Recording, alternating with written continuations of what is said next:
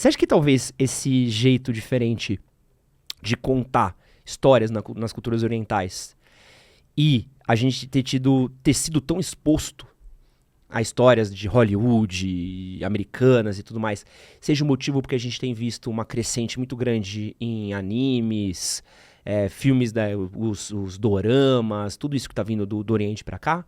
Isso são vários elementos culturais que estão envolvidos. A Coreia do Sul teve uma restrição muito grande a filmes externos, a produtos externos, para poder crescer o mercado deles. Então eles começaram a fazer muita coisa e começaram a exportar. Só que daí não basta exportar, tem que exportar algo que seja bom, que o pessoal queira comprar. E quando você assiste algo que quebra a sua expectativa, é só ver o Parasita. Cara, ninguém esperava um filme daquele, com uma história daquela, com um final daquele, que você fica totalmente, cara, é isso mesmo, que maluquice que é essa história. Porque ele é um filme que ele recomeça no meio, né? Parece que ele conta uma história... Como assim? Dá uma reviravolta ali, virou outro assunto o negócio. O plot twist no meio, né? Muito louco. O plot twist é no meio. E daí é aquela coisa do cara que fez amizade com a árvore e agora virou uma simbiose com a árvore. Pronto, virou uma bagunça isso. E daí vai te levar para um caminho totalmente inesperado. Então, essa coisa do inesperado que existe no anime, o Attack on Titan faz isso quando você percebe, cara, ele também é um... Quem não viu ainda, não vou contar, mas... Então, quando você vê essas histórias, isso te gera uma expectativa maior, porque tudo pode acontecer. A estrutura tradicional, você senta mais confortável. Você sabe mais ou menos o que vai acontecer. Tá, eles vão dar um jeito no final. Eu sei que os dois vão ficar juntos. Eu sei que eles vão matar o vilão no final. Tá tudo certo. Eles vão me enganar pra fingir que não vai dar certo. Mas eu sei que vai dar certo. Já quando o negócio é asiático, não, você não sabe se vai dar certo. Você não tem certeza de nada. Isso gera uma experiência completamente diferente. Inclusive, eu acredito que uma das formas que Hollywood vai tentar fazer para se reinventar num momento aí de dificuldades diversas nos filmes que eles estão tendo, é mudar um pouquinho a estrutura da história, é deixar a coisa um pouquinho mais difícil de decifrar, uma coisa um pouquinho mais enigmática, que faça com que o cara que está assistindo não tenha tanta expectativa e certeza do que vai acontecer e entre assim meio com receio, como a gente fazia antigamente nos filmes de terror, que a gente não fazia ideia de onde que ia vir. Agora a gente já sabe. Vai sair da porta do armário, vai cair do teto, vai ser da sombra, vai aparecer no espelho. A gente meio que já tem a expectativa. Mas acho que isso que você fala, acho que faz muito sentido, pelo menos no que eu consumo, porque eu vejo algumas obras, tipo... Acho que filmes de terror tem um pouco disso. Uhum. Porque quando você vai assistir... Quem assistiu aquele Fale Comigo? Fale Comigo, eu não tive coragem de assistir. Filmaço. Não tenho coragem. Se eu te contar a história depois, você vai lá e fala assim, pô, maravilhoso, porque ele... Eu você tenho acha a que vai pra um impressão de lugar... que eu imagino a história do que é. Você acha que ele vai pra um lugar, aí ele faz assim. E você fala assim, nossa, ele não termina como um filme normal terminaria. Mesma coisa, o Sorria. Foi um filme recente também. Hereditário. Você acha que vai pra um lugar, mas ele faz uma curva e vai pra outro. Caraca. E acho que talvez seja por isso que você sai tão... Midsommar, A Bruxa. São filmes que você sai do cinema... que aconteceu? Foi isso? E o próprio Game of Thrones, né? Game of Thrones fez muito sucesso porque você não tinha ideia do que ia acontecer. Qualquer momento, o personagem que você mais gosta, morra, acabou. Então, essa quebra de expectativa, não é à toa que todos esses viraram grandes sucessos de cinema, de bilheteria, porque as pessoas, elas gostam daquilo que as surpreendem. E é muito difícil surpreender hoje em dia. Como é que você surpreende uma pessoa que ela já assistiu todo tipo de história, que ela já leu todo tipo de livro, que ela já leu mangá, que ela já leu gibi, já viu de tudo? Cara, como é que você cria uma história que surpreende? Então você tem que fugir um pouco na estrutura justamente para tentar dar uma modificada nisso. Continuando no quesito storytelling, eu quero falar aqui de duas marcas que elas causaram uma polêmica na época, justamente por causa de storytelling. Acho que a principal foi a Dileto. Não sei se você lembra disso, que foi a marca que inventou que o avô dele era um fundador e fazia sorvetes artesanais e fazia sorvete com neve dos Alpes, e aí ele foi lutar na Segunda Guerra. E aí descobriram que não, o avô dele não era da Itália, não era isso, não tinha nada a ver, e todos eles inventaram a história. E também teve a história do Suco do Bem, né? O Suco do Bem também vendia tudo, uma história e tudo mais, e descobriram que não era verdade. E a gente tem visto cada vez mais marcas apostando nessa questão de storytelling. Tanto para contar histórias, para vender histórias, a gente tem visto CEOs também usando questão de storytelling para poder vender, porque eu fui trabalhador, eu cresci na marca, pá, pá, pá. Às vezes o cara só nasceu herdeiro e tá herdando a empresa do pai. Os coaches também usam o storytelling o tempo todo para se vender a sua própria história. Tem o Pablo Marçal, né? O Pablo Marçal é o inventor do mundo. O cara... O Pablo Marçal não pula, né? O mundo que desce. O mundo que desce. Ele tava dando dica para Deus ali na criação, ó, isso aqui é melhor e tal. Como é que a gente tem hoje, qual que é a importância do storytelling nesses quesitos de carreira, corporativo? Como a gente tem visto storytelling tomando conta de outras coisas, assim? A gente tem um momento social de disputa de atenção. É muito difícil conquistar a atenção das pessoas. Você tem que disputar a atenção com o celular e tudo que existe dentro do celular, que é quase infinito.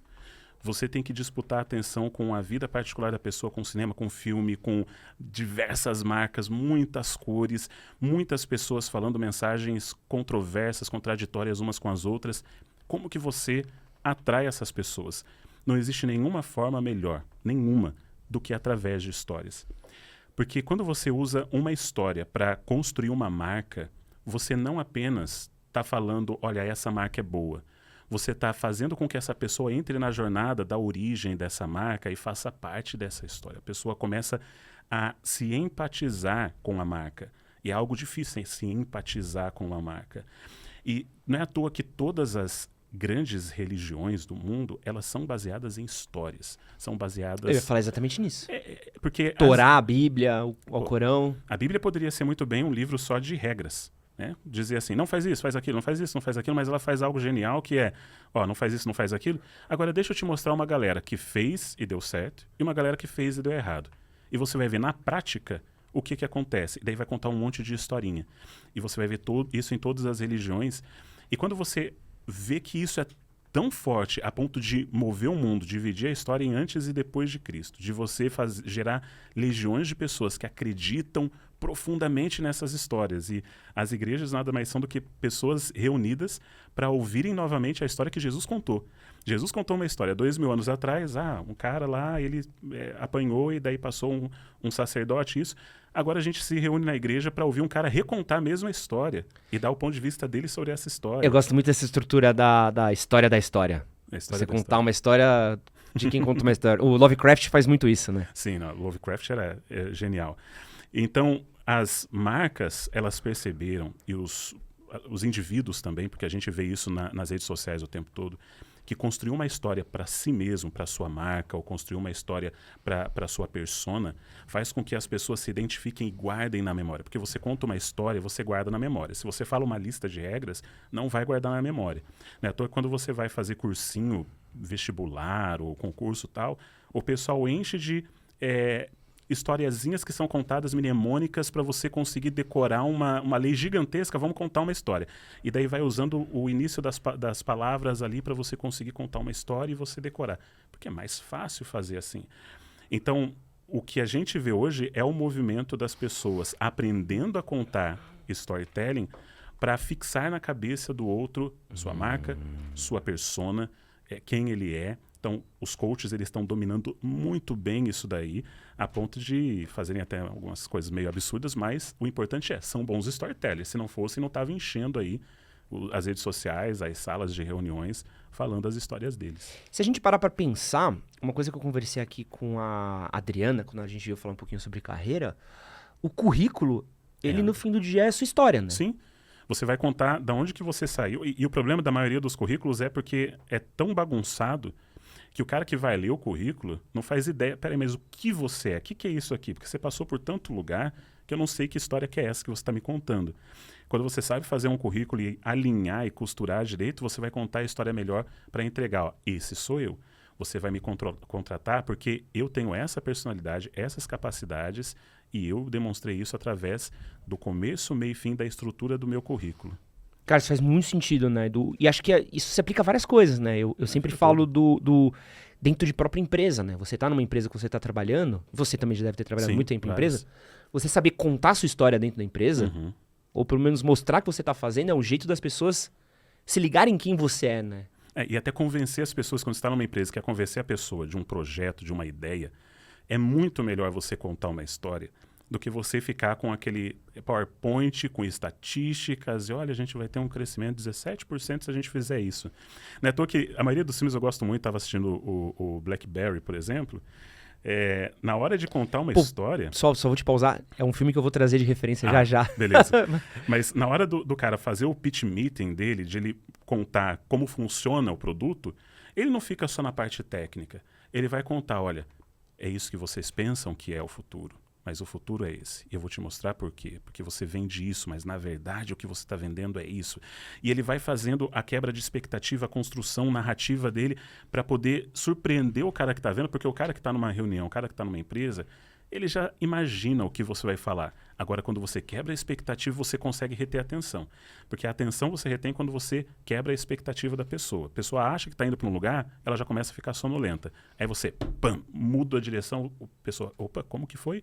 Então, storytelling é isso, é você aprender a segurar a atenção da pessoa para você conseguir chegar no final daquilo que você quer entregar de mensagem. E para chegar no final, aí você vai ter que usar vários truquezinhos no meio para fazer isso. Esse que você acabou de assistir foi um corte do podcast com Jurandir Gouveia. Para assistir o episódio completo, clica aqui do lado, vou deixar um outro corte que com certeza você vai gostar. E não esquece de se inscrever no nosso canal. Valeu!